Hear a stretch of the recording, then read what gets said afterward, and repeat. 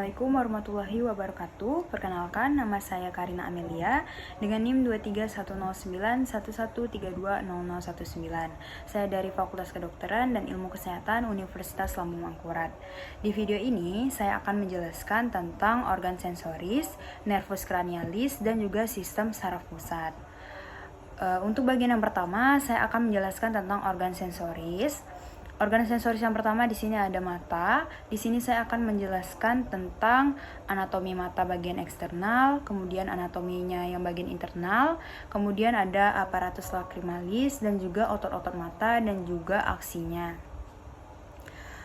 Baik, selanjutnya di sini dapat kita lihat ada struktur di atas mata dan juga di bawah mata yang berfungsi untuk melindungi mata, kemudian untuk kelembapan, kemudian untuk refleks dan juga untuk estetika. Disebut juga dengan palpebra superior dan palpebra inferior. Di sini dapat kita lihat juga palpebra superior itu terbagi menjadi dua pars, yaitu pars supratarsalis dan juga pars tarsalis. Kemudian apabila palpebra dibuka, maka akan terlihat bagian anterior mata. Biasanya mata ini terlihat ada bagian yang berwarna putih dan juga bagian yang berwarna gelap. Bagian mata yang berwarna putih disebut juga sebagai tunica conjunctiva bulbi, sedangkan bagian yang berwarna gelap di sini terdiri dari beberapa struktur. Struktur yang pertama itu berada di tengah, disebut juga dengan pupil. Nah, pupil ini bukan merupakan organ, melainkan pupil ini adalah suatu celah yang dibentuk oleh iris. Nah, iris itu sendiri adalah struktur yang mengelilingi pupil dan biasanya memiliki warna. Selanjutnya, di sini juga bisa kita lihat ada yang namanya sulcus palpebra superior yang merupakan bagian yang memisahkan antara palpebra superior pars supratarsalis dan juga palpebra superior pars tarsalis. Nah, kemudian selanjutnya di sini ada struktur di sudut sebelah medial mata. Di sini yang fungsinya untuk drainase air mata. Di sini disebut juga sebagai caruncula lacrimalis. Jadi caruncula lacrimalis ini merupakan struktur yang berfungsi untuk drainase air mata. Baik, selanjutnya di sini ada bagian dalam dari palpebra inferior dan juga palpebra superior. Di sini dapat kita lihat ada tunica conjunctiva palpebralum yang bagian bawah maupun yang di bagian atas. Kemudian pada bagian sudut medialnya terdapat struktur lubang. Di sini yang fungsinya untuk drainase. Drainase itu adalah menyerap air mata dari permukaan mata.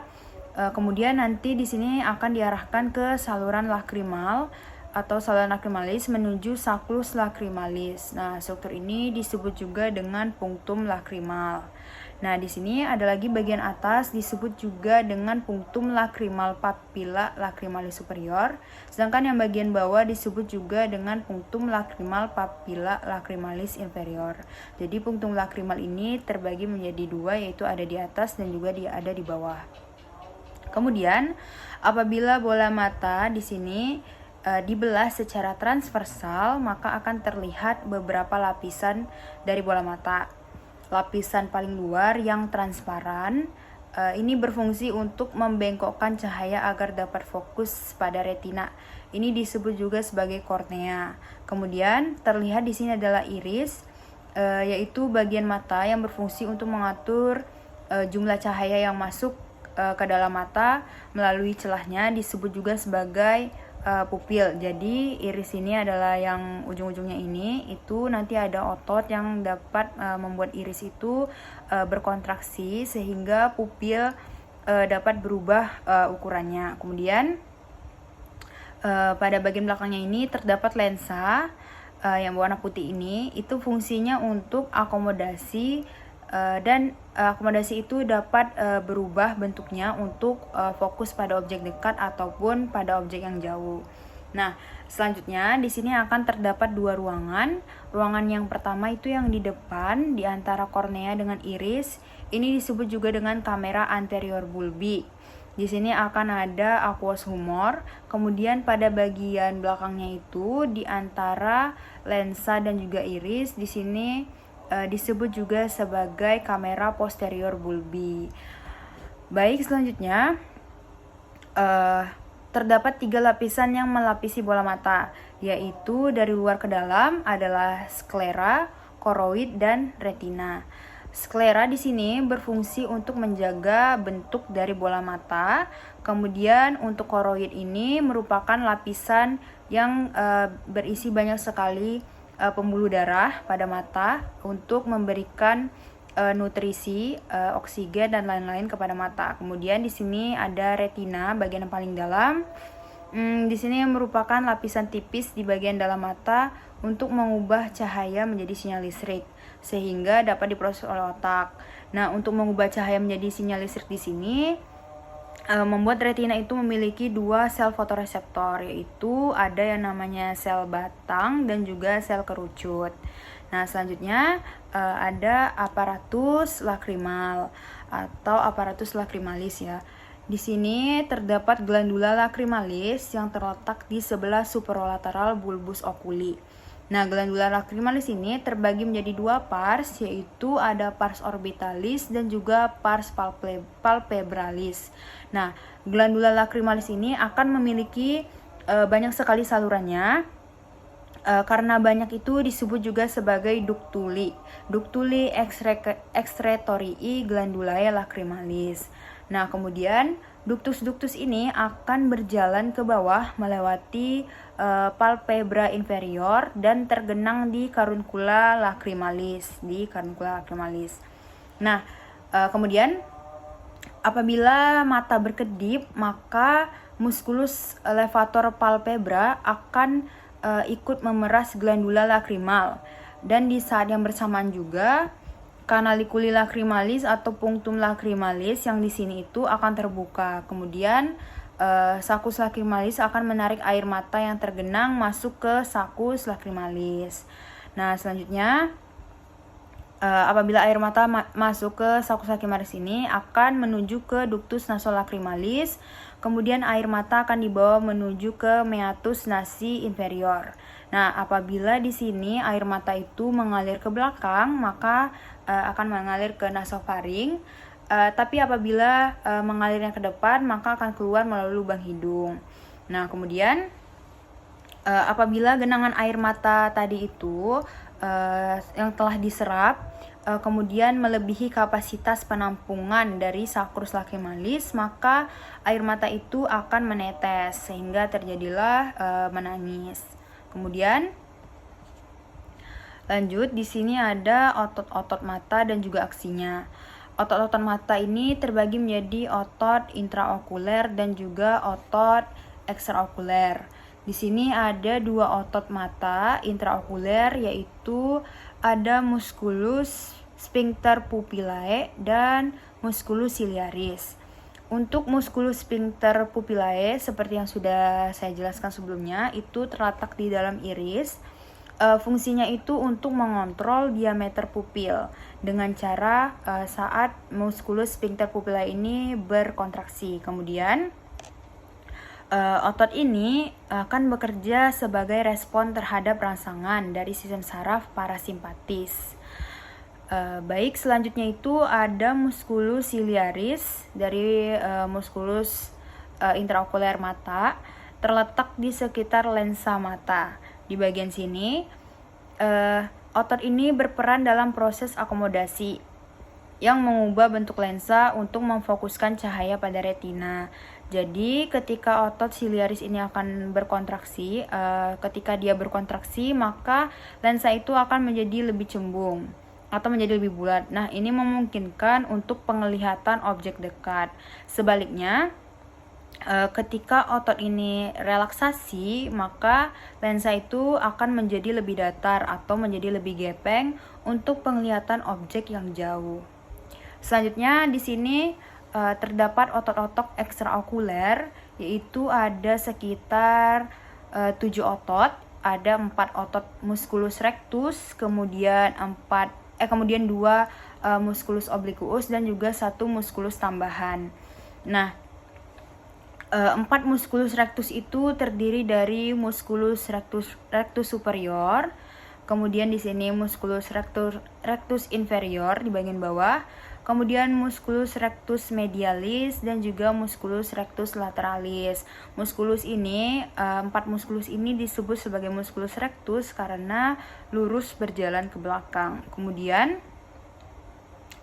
ada dua musculus obliquus. Obliquus itu artinya menyamping. Di sini ada dua, yaitu ada di atas dan di bawah.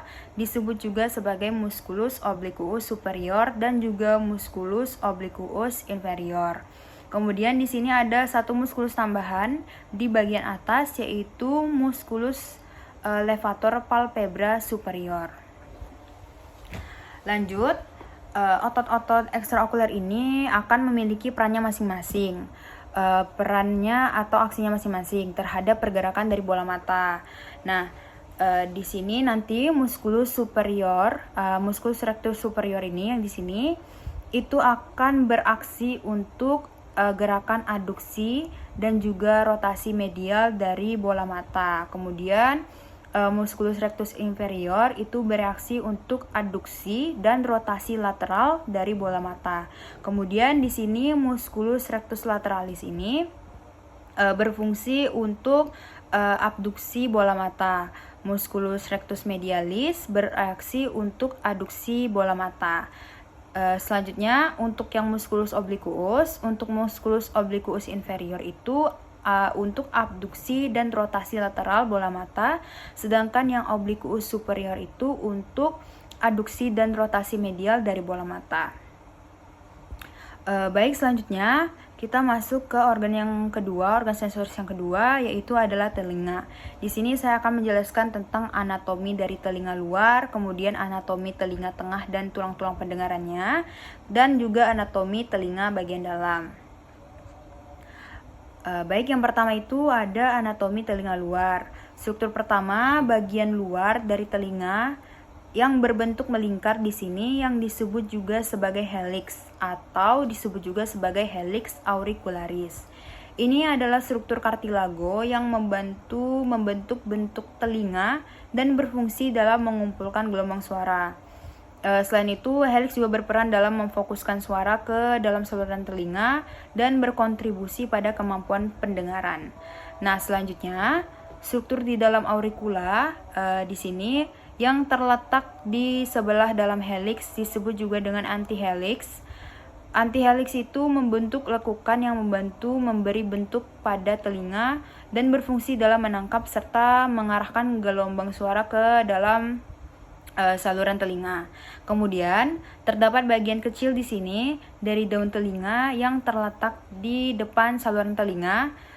Struktur ini disebut juga sebagai tragus. Nah, tragus berfungsi sebagai penghalang yang membantu mengarahkan gelombang suara ke dalam telinga dan juga berfungsi untuk melindungi saluran telinga dari kotoran dan benda asing. Kemudian selanjutnya di sini ada bagian dari daun telinga yang terletak di bawah tragus yang berfungsi sebagai batas luar dari saluran telinga disebut juga sebagai antitragus. Nah, kemudian di sini ada struktur pada bagian bawah dari daun telinga yang tidak memiliki tulang. Di sini disebut juga sebagai lobus auricular atau lebih dikenal sebagai lobus telinga. Nah, struktur ini berfungsi sebagai elemen estetika dan juga dapat berfungsi dalam pendengaran, tetapi perannya itu sangat kecil dibandingkan bagian telinga lainnya. Kemudian di sini terdapat juga struktur rongga di dalam telinga luar yang terletak di antara helix dan tragus, disebut juga sebagai cavitas concha. Baik, lanjut di sini untuk telinga bagian tengah. Struktur yang pertama itu ada membrana timpani atau gendang telinga. Nah, membrana timpani ini merupakan lapisan tipis yang memisahkan antara telinga bagian luar dengan telinga tengah.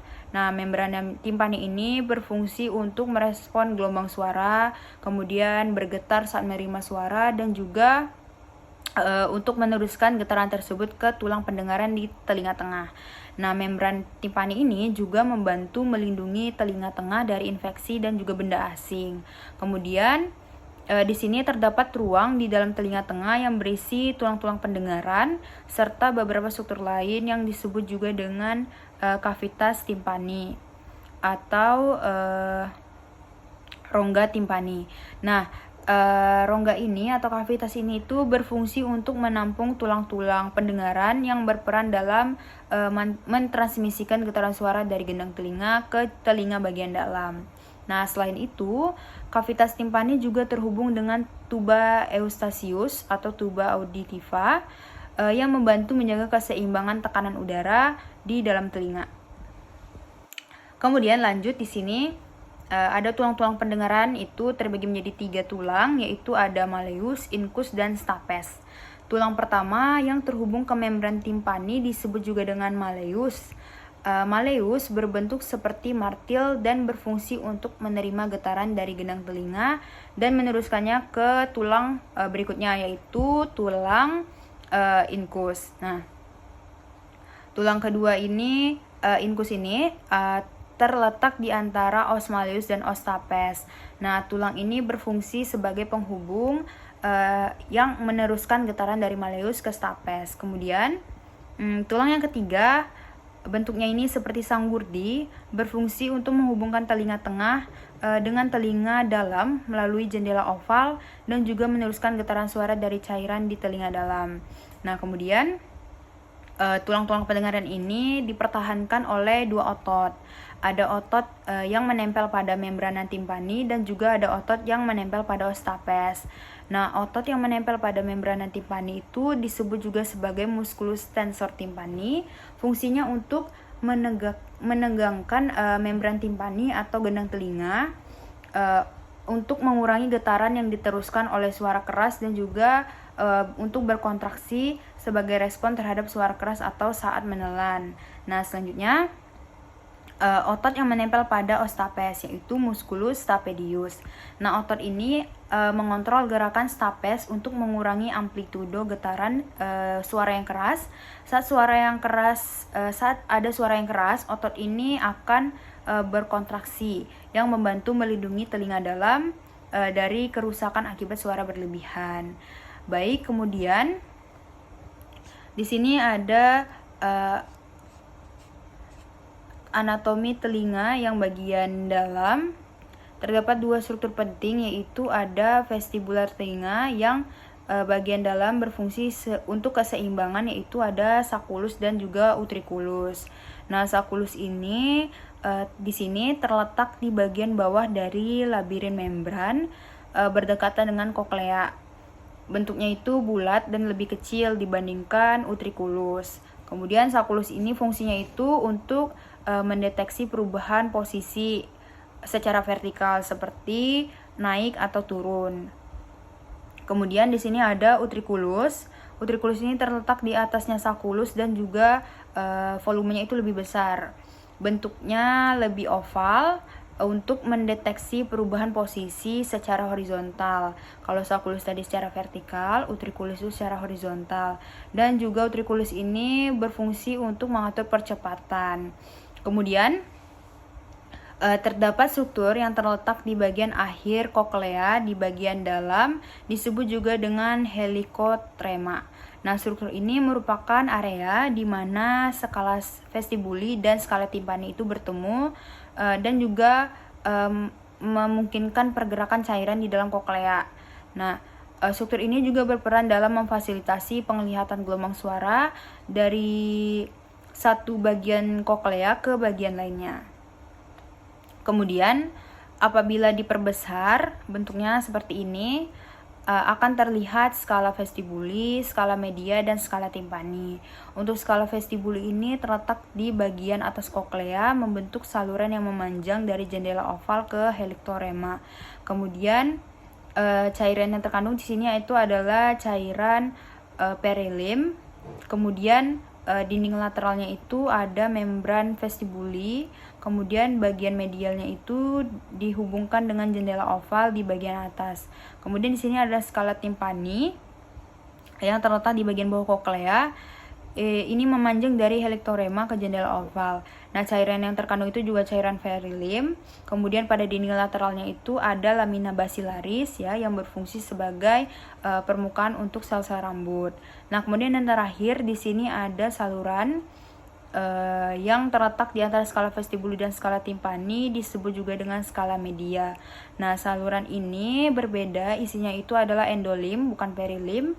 Kemudian pada dinding lateralnya itu terdapat organokorti atau di sini organum spirale yang berisi sel-sel rambut di sini sebagai reseptor pendengaran. Kemudian selanjutnya di sini saya akan menjelaskan tentang nervus cranialis. Nervus cranialis itu sendiri terbagi menjadi 12 nervus. Langsung saja untuk nervus yang pertama yaitu adalah nervus olfactorius.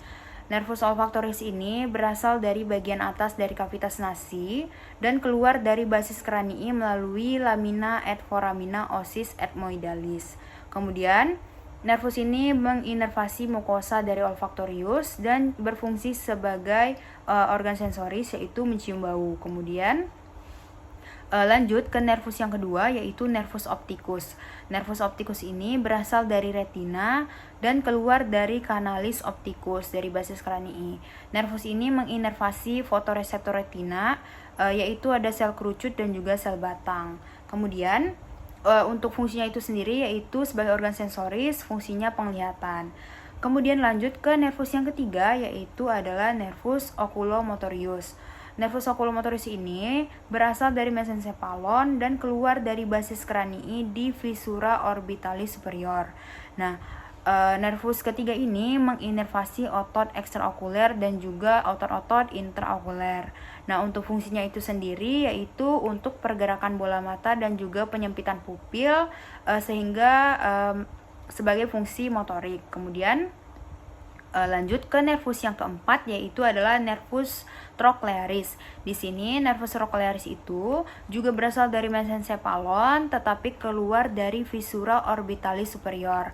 Nah, fungsinya itu untuk pergerakan bola mata dan juga penyempitan pupil sama dengan nervus oculomotorius, tetapi inervasinya itu hanya ke otot ekstraokuler. Kemudian lanjut di sini nervus yang kelima yaitu nervus trigeminus. Nervus trigeminus ini berasal dari pons, kemudian keluar melewati visura orbitalis superior, kemudian foramen rotundum dan foramen ovale. Kenapa ada 3 tempat? Karena nervus trigeminus ini terbagi menjadi 3 nervus lagi, yaitu ada nervus ophthalmicus yang keluar dari visura orbitalis superior, kemudian ada nervus maxillaris ke os maxilla keluar dari foramen rotundum dan juga nervus mandibularis ke os mandibula yaitu keluar dari foramen ovale. Kemudian untuk inervasinya itu sama untuk otot wajah dan juga otot-otot mastikasi. Fungsinya itu seperti inervasinya itu untuk sensasi kulit di wajah dan juga untuk mengunyah atau mastikasi. Kemudian lanjut ke nervus yang selanjutnya yaitu nervus abducens. Nervus yang keenam sama-sama berasal dari pons, kemudian keluarnya itu dari basis kranii melewati visura orbitalis superior. Untuk inervasinya menginervasi otot mata ekstraokuler, khususnya musculus rectus lateralis. Kemudian nervus abducens ini berfungsi sebagai pergerakan bola mata, berarti sebagai fungsi motorik. Kemudian lanjut ke nervus facialis, nervus ketujuh, itu sama juga berasal dari pons, keluarnya itu dari 2 tempat, yaitu dari foramen stylomastoideum dan juga meatus acousticus internus. Untuk inervasi dari nervus facialis ini yaitu untuk otot mimik dan juga organ gustatori dan juga glandula-glandula di sekitarnya. Fungsinya itu untuk ekspresi wajah, kemudian sensasi pengecapan dan juga ekskresi dari kelenjar saliva. Kemudian lanjut ke nervus yang selanjutnya itu yang ke-8, berasal dari pentomedullary junction yaitu nervus vestibulocochlearis. Kemudian dia itu keluar dari basis kranii melalui meatus acousticus internus. Untuk inervasinya itu adalah keseimbangan dan organ pendengaran, dan fungsi dari nervus ke-8 ini adalah menjaga keseimbangan tubuh dan untuk pendengaran. Kemudian lanjut di sini yaitu nervus ke-9 yaitu nervus glossopharyngeus. Nervus glossopharyngeus berasal dari medula oblongata dan keluar melalui foramen jugulare. Inervasinya itu ke otot paring dan juga glandula parotis. Untuk fungsinya sendiri yaitu untuk produksi air liur dan juga untuk menelan. Kemudian lanjut ke nervus yang ke-10 yaitu nervus vagus, nervus yang paling panjang, berorigo dari medula oblongata dan keluar melalui foramen jugulare. Inervasinya itu untuk otot faring, otot laring, dan organ-organ viscera di dalam tubuh. Fungsinya itu sebagai saraf parasimpatis. Kemudian lanjut ke nervus yang 11 yaitu nervus accessorius yang berorigo di medula oblongata juga, keluarnya dari dua tempat yaitu foramen jugulare dan foramen magnum. Kemudian untuk inervasinya ke otot bahu dan leher dan fungsinya itu sebagai pergerakan otot bahu dan juga otot-otot di leher. Nah lanjut nervus yang terakhir, nervus yang ke-12 yaitu nervus hypoglossus. Nervus hypoglossus ini berasal dari medula oblongata juga dan keluar melalui kanalis nervi hipoglossi. Untuk inervasinya itu ke otot lidah dan fungsinya itu untuk pergerakan lidah, kemudian untuk menelan dan juga untuk berbicara. Baik, lanjut di sini saya akan menjelaskan tentang sistem saraf pusat. Untuk sistem saraf pusat sendiri itu terbagi menjadi dua, yaitu untuk ke otak dan juga ke medula spinalis. Nah, yang pertama saya akan menjelaskan tentang otak. Otak ini terdiri dari cerebrum, kemudian cerebellum, dan juga truncus encephalli atau batang otak atau brainstem. Nah, untuk cerebrum ini terdiri dari beberapa lobus. Yang pertama itu lobus frontal berfungsi untuk mengontrol kognitif, kemudian gerakan dan juga pengendalian emosi. Terletak di os frontal. Kemudian di sini ada lobus parietal yang mengatur sensasi seperti sentuhan, suhu. Kemudian di sini ada lobus temporal di sebelah sinistra dan dekstra, berperan dalam memori, kemudian pendengaran dan juga pemrosesan bahasa. Kemudian di sini lobus yang paling belakang terletak di os occipital itu berfungsi disebut juga sebagai lobus occipital yang mengontrol penglihatan. Nah, lobus-lobus ini dibagi atau dipisahkan oleh dua sulcus besar, yaitu ada sulcus centralis di sini dan juga ada satu lagi sulcus lateralis di samping. Kemudian lanjut di sini ada cerebellum. Cerebellum itu terletak di bagian belakang otak, berfungsi untuk koordinasi motorik, keseimbangan dan juga pengaturan postur. Kemudian di sini ada truncus encephalli atau batang otak atau brainstem, terbagi menjadi midbrain atau mesencephalon, kemudian pons dan juga medula oblongata. Nah, untuk midbrain itu atau mesencephalon ini berfungsi untuk mengatur penglihatan dan juga pendengaran. Sedangkan pons di sini itu untuk menghubungkan bagian otak dan mengatur siklus tidur. Kemudian untuk medula oblongata di bagian bawah ini untuk mengontrol fungsi dasar seperti pernafasan, kemudian detak jantung dan tekanan darah. Nanti di brainstem ini akan banyak sekali ganglion atau nucleus nucleus ke seluruh bagian tubuh. Kemudian lanjut di sini yaitu medula spinalis. Nah, medula spinalis ini atau sumsum tulang belakang adalah bagian dari sistem saraf pusat yang terletak di dalam kanal tulang belakang. Nah, medula spinalis ini terbentang sekitar 40 sampai 45 cm pada orang dewasa dari medula oblongata hingga ke daerah lumbar. Kemudian untuk bagian-bagiannya itu akan ada di bagian cervical itu 8, kemudian di bagian thoracal sampai 12, di bagian lumbar itu sampai 5, dan di bagian sakral itu ada 5 juga. Kemudian lanjut di sini ada medula spinalis terbagi menjadi dua, yaitu ada substansia grisea di bagian tengah yang berbentuk seperti huruf H atau kupu-kupu. Di sini berisi neuron motorik dan interneuron. Sedangkan di sini yang bagian putihnya itu disebut juga sebagai substansia alba yang mengelilingi si substansia grisea ini. Di sini berisi serabut saraf atau akson yang mengalirkan informasi antara otak dengan tubuh. Kemudian lanjut di sini saya akan menjelaskan tentang motorik dan sensory pathway. Secara sederhana aja, tractus ascendens itu berfungsi untuk mengirimkan informasi sensorik dan reseptor di tubuh ke otak. Terdapat beberapa tractus ascendens di sini, serta ada yang menyilang dan tidak menyilang. Tractus ascendensnya itu yang pertama ada di sebelah kiri, itu yang pertama columna dorsalis, yaitu untuk sensasi otot sadar yang berkaitan dengan kesadaran akan posisi tubuh, terus untuk sentuhan, tekanan dan getaran kontralateral. Kemudian di sini ada spinocerebellum dorsal. Di sini traktusnya tidak menyilang. Kemudian untuk sensasi otot bawah atau otot sadar dan penting dalam mengontrol tonus otot dan postur. Kemudian di sini ada tractus spinocerebellum ventral yang menyilang dan sensasinya itu untuk otot bawah sadar. Kemudian di sini ada tractus spinothalamicus lateral. Ini traktusnya menyilang juga untuk suhu dan nyeri, dan kemudian ada tractus spinothalamicus ventral yang menyilang juga untuk reseptor sentuh. Kemudian selanjutnya di sini ada tractus descendens yang berfungsi untuk mengontrol gerakan motorik dan menurunkan sinyal dari otak ke tubuh. Beberapa jalur utamanya yaitu ada corticospinal lateral yang menyilang, fungsinya itu untuk kontrol volunteer otot rangka. Kemudian ada tractus rubrospinalis yang menyilang untuk kontrol involunter otot rangka yang berkaitan dengan tonus otot dan postur. Kemudian di sini ada tractus corticospinal ventral. Ini tidak menyilang dan tidak menyilang saat menuruni corda spinalis, tetapi menyilang di bagian terminasi di corda spinalis untuk kontrol volunter dari otot rangka. Kemudian di sini ada tractus vestibulospinalis.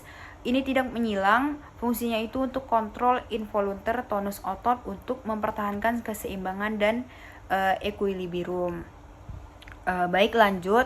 Jalur saraf itu atau pathway itu sangat banyak, tergantung dengan traktus-traktus tadi yang saya sebutkan, dan tergantung traktus-traktus yang akan dilewatinya dari banyak traktus tadi yang saya sebutkan. Kemudian saya akan menjelaskan satu jalur saja di sini, yaitu jalur dari traktus corticospinal.